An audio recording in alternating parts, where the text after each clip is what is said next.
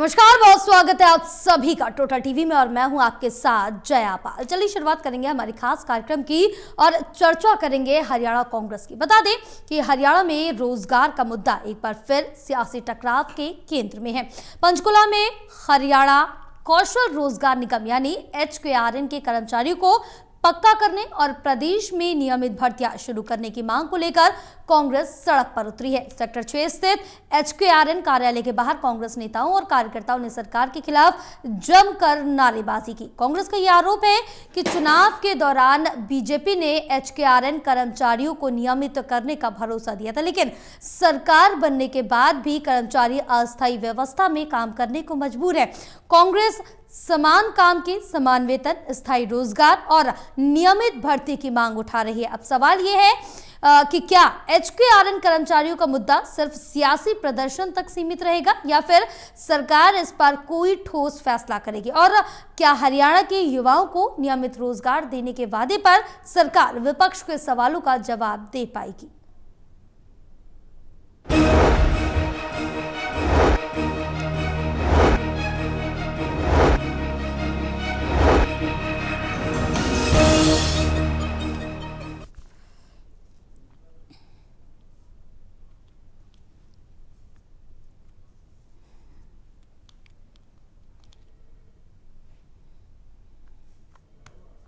चलिए, चर्चा के लिए खास मेहमान हमारे साथ जुड़ चुके हैं। Associate editor doctor Mahesh Kumar हमारे साथ जुड़े हुए हैं। एसोसिएट एडिटर देवेंद्र कथुरिया हमारे साथ जुड़े हैं। वरिष्ठ पत्रकार वीरेंद्र सोनी जी हमारे साथ जुड़े हैं। आप सभी का बहुत स्वागत है हमारे खास कार्यक्रम में। चर्चा की शुरुआत करेंगे, लेकिन उससे पहले दिखाएंगे एक रिपोर्ट।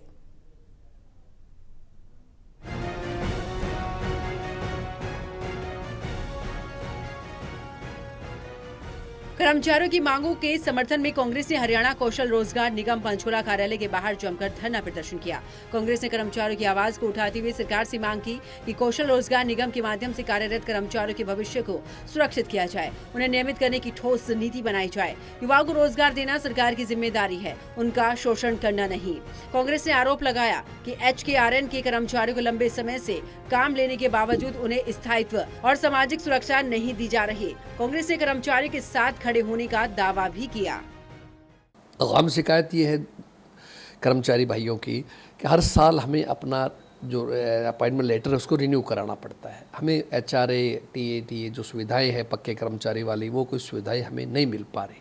इसलिए कांग्रेस पार्टी ने महसूस किया कि हमें उन कर्मचारी भाइयों का, उन गरीब परिवारों के साथ में खड़े होकर के हमें उनकी आवाज़ को उठाना चाहिए और सरकार पे दबाव डालना चाहिए। भाई ये तो मैन पावर सोसाइटी बना दिया आपने केवल, तो ये इससे काम नहीं चलेगा। आपने जो वादा भी किया था और इन कर्मचारी भाइयों को नियमित किया जाए, पक्का किया जाए, इसको जो है पक्की नौकरी निकाल करके इस आइटम को पूरी तरह से इनके पक्ष में करना चाहिए। ये हमारा मुख्य रूप से हमारी मांग थी। तो वहीं पूर्व मुख्यमंत्री एवं नेता प्रतिपक्ष भूपेंद्र सिंह हुड्डा ने कहा कि प्रदेश के युवाओं को स्थायी रोजगार, सम्मानजनक भविष्य देना सरकार की प्राथमिकता होनी चाहिए। कर्मचारियों ने सालों तक सेवा लेने के बाद उन्हें अस्थायी बनाए रखना उनके साथ अन्याय है। कांग्रेस की सरकार के दौरान रोजगार और कर्मचारियों के हितों को प्राथमिकता दी गई थी। उन्होंने कहा कि कांग्रेस कर्मचारियों की मांगों के साथ मजबूती से खड़ी है और सरकार को कर्मचारियों के भविष्य के साथ खिलवाड़ नहीं करने दिया जाएगा। कांग्रेस ने स्पष्ट किया है, जब तक कर्मचारियों की जायज मांगों का समर्थन नहीं होता, पार्टी उनकी आवाज को सड़क से लेकर विधानसभा और हर लोकतांत्रिक मंच तक उठाती रहेगी। आज देखो बहुत लोग आए, पूरे हरियाणा से आए, HKRN लेके आए हैं। बारिश हुई फिर भी नाम में कमी रही, लेकिन लोगों में पूरा जोश था और हरियाणा के लोग इस लड़ाई के लिए तैयार हैं, क्योंकि युवाओं के साथ बड़ा भारी धोखा हो रहा है। ना तो उनकी HKRN वालों की नौकरी पक्की, ना पेंशन, ना तनख्वाह उनकी मिलती, ना स्वास्थ्य सेवाएं, कुछ भी नहीं है उनके पास, ना कैजुअल लीव है। तो आज ये फैसला किया पार्टी ने, सबने, कि हम इनकी लड़ाई लड़ेंगे और जब तक ये सरकार जितने वायदा किया था इन्होंने HKRN को सबको पक्का करेंगे, पक्का नहीं करेंगे और आगे रेगुलर सर्विस नहीं करेंगे, लूट बंद नहीं करेंगे, ये खिलवाड़ बंद नहीं करेंगे, हम अपनी लड़ाई जारी। कांग्रेस के प्रदर्शन पर हरियाणा के कैबिनेट मंत्री रणबीर गंगवा ने पूर्व की कांग्रेस सरकार को आड़े हाथों लिया। उन्होंने कांग्रेस पर भाई भतीजावाद, युवाओं के साथ धोखा करने और युवाओं की नौकरी बेचने के आरोप लगाए। जिस कांग्रेस पार्टी ने युवाओं के साथ धोखा करने का काम किया, युवाओं की नौकरियां बेचने का काम किया, केवल और केवल अपना भाई भतीजावाद या केवल पैसे से नौकरी देने का काम किया, वो आज प्रदर्शन करने का काम कर रहे हैं युवाओं के लिए। इनकी राजनीतिक ज़मीन खिसक चुकी है और इसीलिए ये इस तरीके की बातें जो है वो कर रहे हैं। और यही कारण है कि लगातार जो है भारतीय जनता पार्टी की सरकार प्रदेश के अंदर भी देश के अंदर बनी है और इनको सत्ता से बाहर रखने का काम जो है इन युवाओं ने करने का काम किया, क्योंकि इनके साथ इन्होंने धोखा करने का काम किया। बहरहाल अब देखना ये होगा कि HKRN पर शुरू हुई ये सियासी लड़ाई आगे क्या रंग लेकर आएगी। टोटल टीवी के लिए अनिल कुमार की रिपोर्ट।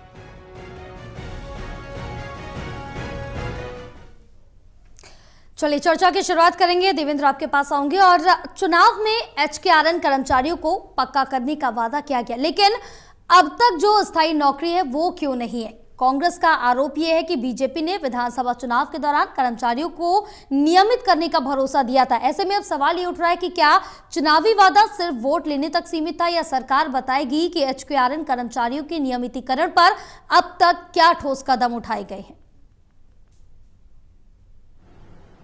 देखिए जया, 2014 तक कांग्रेस की सरकार थी। तब कांग्रेस की सरकार में भी आउटसोर्सिंग के तहत ठेका आधार पर नौकरियां दी जाती थी। कोई ऐसी पॉलिसी थी, आउटसोर्सिंग 1, आउटसोर्सिंग 2, कांग्रेस राज में भी। लेकिन HKRN का जो कॉन्सेप्ट है, ये हरियाणा कौशल रोजगार निगम, ये बीजेपी सरकार में है। 2014 के बाद जब बीजेपी की सरकार बनी, HKRN, चूंकि बेरोजगारी बहुत बढ़ चुकी थी, कांग्रेस राज जाने के बाद बेरोजगारी वैसे भी सब जगह बढ़ रही है, तो हरियाणा में भी बढ़ी। तो इतने सारे युवाओं को नौकरियां कहां से दी जाए? फाइनेंस डिपार्टमेंट इसकी परमिशन देता, क्योंकि आर्थिक बोझ पड़ेगा। तो ऐसा था कि जो पढ़े लिखे लोग बेरोजगार घूम रहे थे, सरकारी नौकरी की तलाश में थे, इंटरव्यू में भीड़ होने लगी। सरकार ने एक रास्ता निकाला, HKRN, हरियाणा कौशल रोजगार निगम, एक कॉरपोरेशन बनाया गया। ठेकेदारों के जरिए उसमें मैन पावर उपलब्ध कराई जाती है। वन विभाग है, बिजली विभाग है, नगर निगम है, HSVP दफ्तर है, जो भी 44 महकमे हरियाणा के, कॉरपोरेशन, कमीशन और बोर्ड को छोड़ दे तो 42 या 44 ऐसे रेगुलर विभाग है। तो उनमें क्योंकि भर्तियां निकलती रहती, कर्मचारी रिटायर भी होते हैं, अगर स्थायी रोजगार नौकरियां नहीं मिलती तो उनको आउटसोर्सिंग टेम्परेरी तौर पर रखा जाता है। तो बेरोजगार युवाओं की भीड़ को कम करने के लिए, उनको शांत करने के लिए HKRN का रास्ता बीजेपी सरकार में निकाला गया। बीच बीच में ये भी आरोप लगे कि पैसे देकर नौकरियां लग रही हैं, क्योंकि देखिए मैन पावर उपलब्ध करवाते हैं HKRN के तहत जो ठेकेदार, जो पैनल पे एजेंसियां होती है, प्राइवेट ठेकेदार फर्म होती है, वो मैन पावर उपलब्ध कराती हैं। लेकिन ये भी आरोप लगते रहे कि सत्ता से जुड़े लोगों के इशारों पर या उनकी सिफारिश पर भी नौकरियां लगती रही है। ऐसा कई मर्तबा मीडिया रिपोर्ट्स में आता है।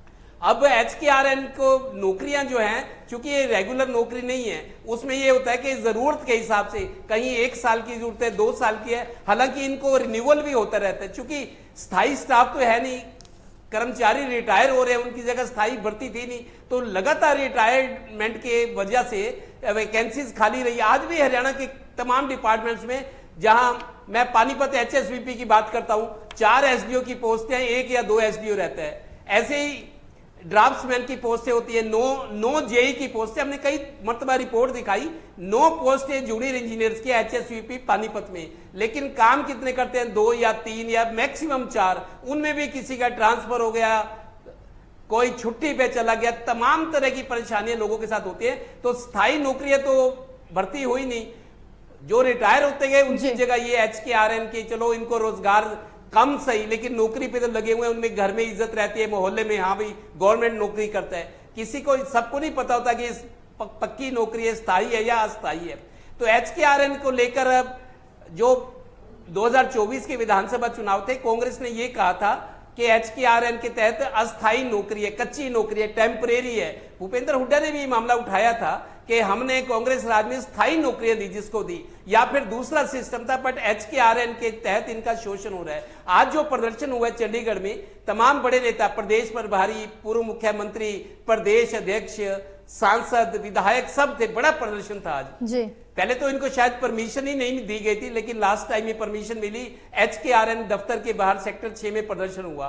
तो कांग्रेस सरकार ये कह रही है, कांग्रेस नेता भी कहने लगे हैं कि जैसे ये किसानों के पोर्टल बने थे, मेरी फसल मेरा ब्यौरा, मेरा पानी मेरी विरासत, जो पोर्टल है, पोर्टल का भी कांग्रेस विरोध करती आई है। अब कांग्रेस के नेता ये बयान देने लगे हैं कि कांग्रेस की सरकार आएगी तो हम HKRN को खत्म कर देंगे, हम स्थायी नौकरी देंगे, रेगुलर परमानेंट नौकरी देंगे।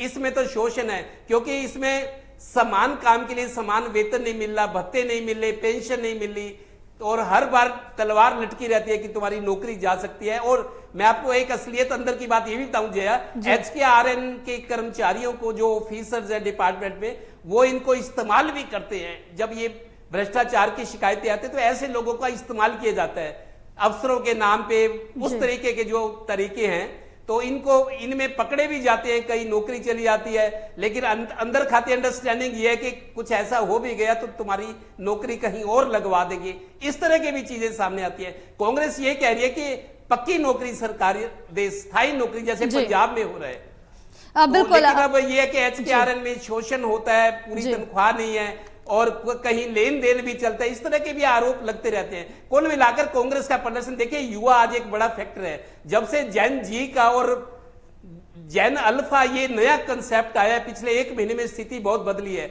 मैं राजस्थान में देख रहा था परसों, और स्टेट में भी 14-14 साल के सरकारी स्कूलों के बच्चे सड़कों पर आ गए हैं कि हमारे पास पीने का पानी नहीं है, पूरा बेंच नहीं है, ठीक है, पूरी सुविधाएं नहीं है। तो इस तरह का जो माहौल बना है, अब किशोरों को, जैन अल्फा को और जैन जी को अब सरकारें डरी भी हुई है, क्योंकि ये बहुत सारा चेंज ला सकते हैं सियासत में। इसी वजह से कांग्रेस ने युवाओं के इस मुद्दे को भुनाने की कोशिश की, सियासी हथियार बनाने की कोशिश की और सरकार पर दबाव बनाया, और युवाओं को ये दिखाना चाह रहे हैं कि हम आपके हितों की लड़ाई लड़ रहे हैं, आपके लिए आवाज उठा रहे हैं। बिल्कुल। और जिन जनरेशंस की बात करें वो लॉजिक्स पर बहुत ज़्यादा चलती है। बहरहाल महेश, आपके पास आऊँगी। और HKRN का जो मुद्दा है, अब कर्मचारी बनाम सरकार से काफी ज्यादा बढ़कर युवा रोजगार का सवाल बन गया। तो क्या सरकार कांग्रेस के आंदोलन को राजनीति कहकर खारिज कर सकती है? पंचकुला में कांग्रेस के प्रदर्शन में प्रदेश कांग्रेस प्रभारी संजय दत्त, भूपेंद्र सिंह हुड्डा, राव नरेंद्र सिंह समेत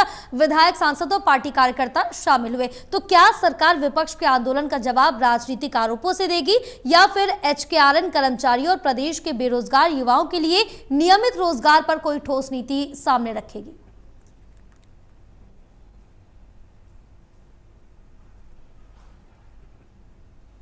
देखिए जया, इस बात से तो कोई इनकार नहीं कर सकता कि कांग्रेस पार्टी इस वक्त कोरी राजनीति कर रही है। ये सही बात है कि कर्मचारी, HKRN कर्मचारियों के हित की बात इस वक्त कांग्रेस पार्टी कर रही है, लेकिन ये भी उतना ही बड़ा सच है कि कांग्रेस राज में भी जो ठेका प्रथा है वो देखने को मिल रही थी। पहले ठेकेदार और ठेकेदार के नीचे कर्मचारी, जिनका शोषण बहुत ज्यादा हुआ करता, सरकार के किसी रिकॉर्ड में उनका नाम ही नहीं था। अगर किसी का नाम था तो कंपनी का नाम था, वो कंपनी जो कि चहितों की कंपनियां थी, और नीचे वो किसी को भी कभी भी एंट्री करवा लेते, कभी भी किसी को भी कह सकते थे कि आप घर जा सकते हो।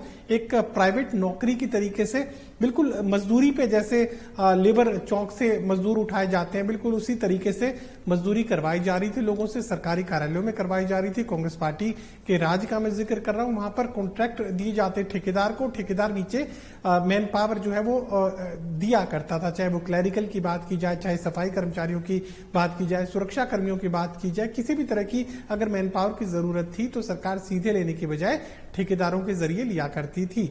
और इसी व्यवस्था को बदलने की कोशिश भारतीय जनता पार्टी की तरफ से की गई HKRN के जरिए। ये मानकर चलिए कि अगर कल को कांग्रेस पार्टी भी मान लीजिए हरियाणा की सत्ता पर काबिज हो जाए, तो क्या इन तमाम HKRN कर्मचारियों को रेगुलर पे की तरह पे दे सकती है? अगर इस तरह की परिस्थिति पैदा हो जाए तो खजाना खाली और इनके पास देने के लिए तनख्वाह भी नहीं होगी, ये मानकर चलिए।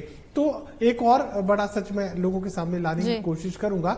देखिए, अगर किसी को भी आप सरकारी कर्मचारी को ये कह दे कि वो पक्का हो चुका है, तो फिर वो ये मानकर चलता है कि अब कोई दुनिया में उसका कुछ नहीं बिगाड़ सकता। फिर ना वो मंत्री की सुनेगा, ना फिर वो अफसर की सुनेगा, ना फिर वो विधायक की सुनेगा। और तमाम सरकारी दफ्तरों में हमने देखा है, अगर आपने पानी पीना है तो हो सकता है कि जो कॉन्ट्रैक्चुअल कर्मचारी यानी HKRN के जरिए जो लोग लगाए गए हैं, वो तो जरूर हो सकता है कि आपको पानी का गिलास पिला दें, लेकिन अफसर भी डरते हैं उन लोगों से जो कि परमानेंट लगाए गए हैं, उनसे पानी पीना मुमकिन नहीं है। यही परिस्थिति क्लैरिकल जॉब में भी है। HKRN से 10 गुना ज्यादा काम लेंगे और जो परमानेंट जॉब पर है वो सिर्फ उन्हें हिदायतें देने का काम करते हैं। तो तमाम ऐसे ऐसे अफसर जो कि परमानेंट है, वो खुद को खुदा से ऊपर समझते हैं, वो किसी सरकार से अपना कोई सरोकार नहीं मानते हैं।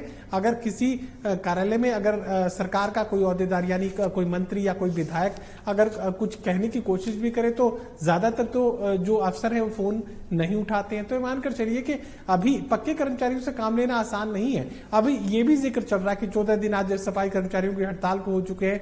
मान लीजिए सरकार तमाम कर्मचारियों को ये कह दे कि आज आगामी आदेश यानी कल की तारीख से आप लोग पक्के हो गए, तो फिर इनसे झाड़ू लगवाना, इनसे सफाई करवाना, इनसे सीवर साफ करवाना शायद ही मुमकिन रह पाएगा। तो ये मानकर चलिए कि पक्के कर्मचारी तो काम नहीं करते हैं या उनसे काम लेना उतना ही बड़ा मुश्किल काम है। जो मुझे लगता है कॉन्ट्रेक्चुअल के भरोसे यानी एचकेआरएन के भरोसे ही सरकारी जो व्यवस्था है इस वक्त चलाई जा रही है। ना तो भारतीय जनता पार्टी उस तरीके से रेगुलर पे रोल के हिसाब से इन्हें सैलरी या तमाम सुविधाएं देने वाली है, और ना ही ये काम अगर सत्ता पर काबिज कांग्रेस पार्टी हो जाती है तो कांग्रेस ये काम करने वाली है। व्यवस्था इसी तरीके से चलेगी, राजनीति इस पर होती रहेगी।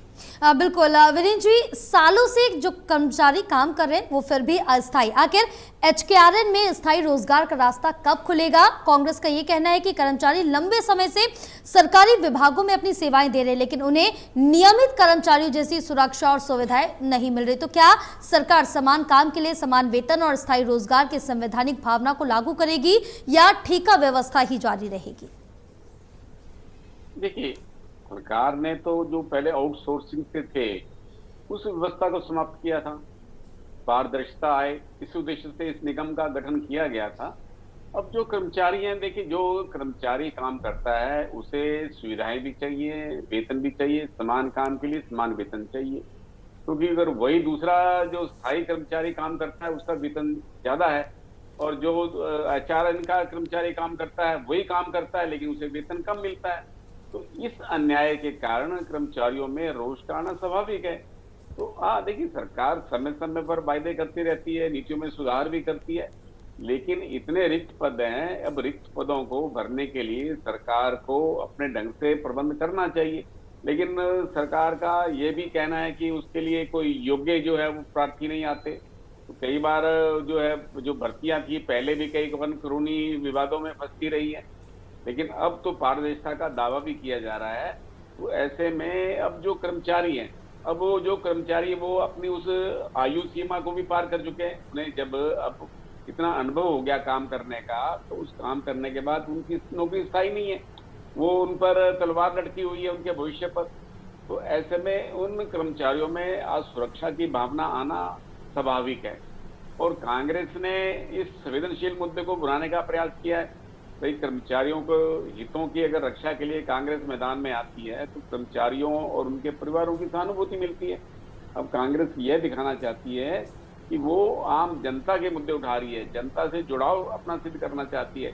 भाई देर से देर सरकार के खिलाफ तो असंतोष का उभरना स्वाभाविक है और ये जो असंतोष उभरेगा ये कांग्रेस पार्टी क्या इसको वोट में परिवर्तित कर पाएगी, मतलब कांग्रेस इसे अपना वोट बैंक बना पाएगी।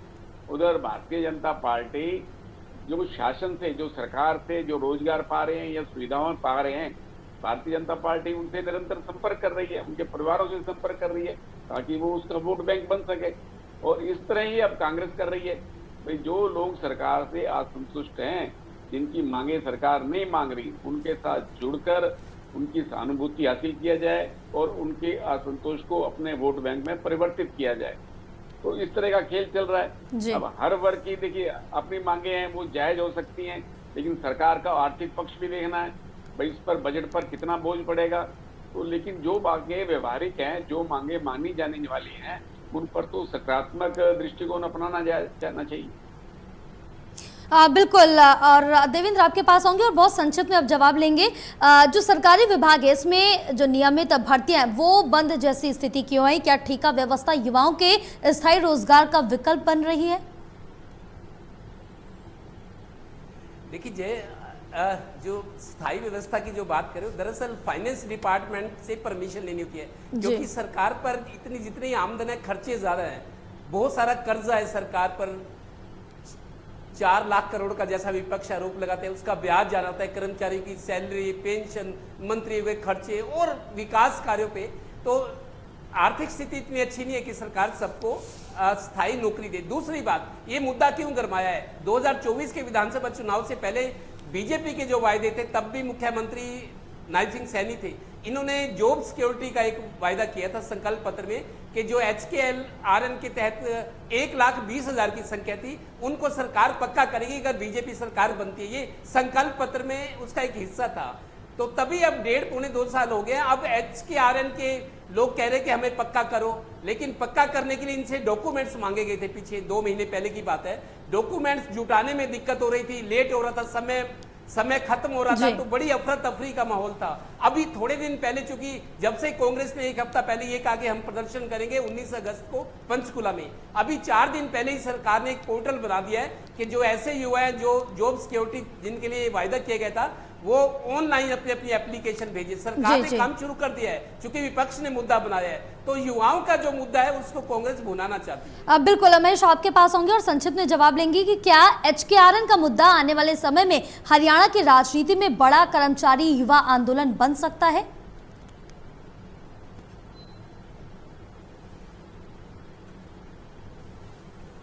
देखिए, बिल्कुल कर्मचारियों का सहयोग और समर्थन तो कांग्रेस पार्टी जरूर हासिल करना चाहेगी, और ऐसा भी नहीं कि भारतीय जनता पार्टी से यूं ही कांग्रेस पार्टी के खाते में जाने देगी। बीजेपी ये सुनिश्चित करेगी कि ये वोट बैंक किसी भी सूरत में कांग्रेस की तरफ शिफ्ट नहीं होने पाए, क्योंकि कर्मचारियों के सहयोग और समर्थन की जरूरत भी भारतीय जनता पार्टी को लगातार बनी रहेगी। लेकिन ये मानकर चलिए कि कर्मचारियों में असंतोष तो इस वक्त है, और उस असंतोष को खत्म करना भारतीय जनता पार्टी की जिम्मेदारी है। बिल्कुल वीरेंद्र जी, आपसे भी संक्षिप्त में जवाब लेंगे, जो समान काम के लिए समान वेतन क्यों नहीं दिया जा रहा है? क्या HKRN कर्मचारी दोहरी रोजगार व्यवस्था का शिकार है? देखिए, सरकार की अपनी बाध्यताएं हैं। अब सरकार के पास उतना बजट नहीं है। अब कर्मचारियों की मांगे हैं, वो अपने स्तर पर ठीक है, हर कर्मचारी का अपना दृष्टिकोण है, लेकिन सरकार के स्तर पर देखा जाए कि जो काम दिया जाता है, जिसके सरकार को स्थायी कर्मचारी चाहिए, उसके हिसाब से उनके पास बजट चाहिए, उतना बजट चाहिए, वो बजट की पूर्ति कैसे होगी? तो इसलिए, हालांकि देखिए, सरकार कोई भी हो, वो कर्मचारियों को नाराज करना नहीं चाहेगी, क्योंकि जो कर्मचारी जब नाराज हो जाते हैं तो सत्ता परिवर्तन हो जाता है। तो कोई भी सरकार कर्मचारियों को नाराज नहीं करना चाहेगी। और भारतीय जनता पार्टी सरकार जिस तरह आज सबके साथ समझौते करती जा रही है, तो मुझे नहीं लगता कि इस आंदोलन को लेकर कोई सरकार ऐसा अवसर देगी कि ये आंदोलन और भड़के और कर्मचारी सड़कों पर आए। बिल्कुल, बहरहाल तमाम चर्चा के लिए आप सभी का बहुत शुक्रिया। तो जिस तरह से देखें कि पंचकुला का जो प्रदर्शन है सिर्फ एक राजनीतिक विरोध नहीं है, बल्कि एक लगातार सरकार पर दबाव भी बढ़ रहा है। हरियाणा में रोजगार की नीति और सरकारी भर्तियों को लेकर बड़े सवाल भी खड़े करता। एक तरफ कांग्रेस HKRN कर्मचारियों को पक्का करने और समान काम के समान वेतन की मांग कर रही, तो दूसरी तरफ सरकार की नीतियों पर सवाल भी उठ रहे हैं। असली सवाल यही है कि क्या हजारों कर्मचारियों का भविष्य अस्थायी व्यवस्था में ही रहेगा, या सरकार नियमित रोजगार की दिशा में कोई बड़ा फैसला करेगी? चुनावी वादे, कर्मचारियों के अधिकार और युवाओं के रोजगार, इन तीनों के बीच अब सरकार को अपना रुख साफ करना होगा। बहरहाल रुकेंगे एक छोटे से ब्रेक के लिए, ब्रेक के बाद जल्द हाजिर होंगे।